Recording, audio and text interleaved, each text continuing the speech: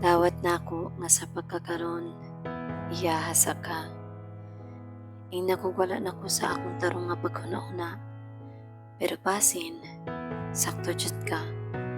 Kinganong kada tan-aw nimo sa akua, imong mga mata kay pagkaanyag. Nga murag malipayon kini nga kitang duha nagkakita, nagkauban niining gubot nga kalibutan. Kada paminaw nako sa imong mga reklamo sa kinabuhi, kaan akong pamati.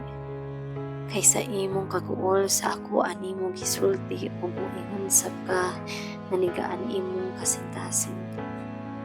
Kung kita magkuyog pirmi lami kaayo imong mga ngisi, mas tamis pa sa akong paborito nga kindi nga baligya ni ng Mercy. Og imong kalipay di na ako mabatian kung siya ang imong kauban, kuol o kasakit, permi na ako madunggan unya sa imong paghilak, ako imong dakanan. Ako andam nga kanimo mudawat bisag siya ang una nimo makipili unya ako nagpadayon og kulat. Andam nga ang kalipay permi nimo maangkon og ang kasakit dili nimo itago sa hilom kundili ato kining duha nga hupayon.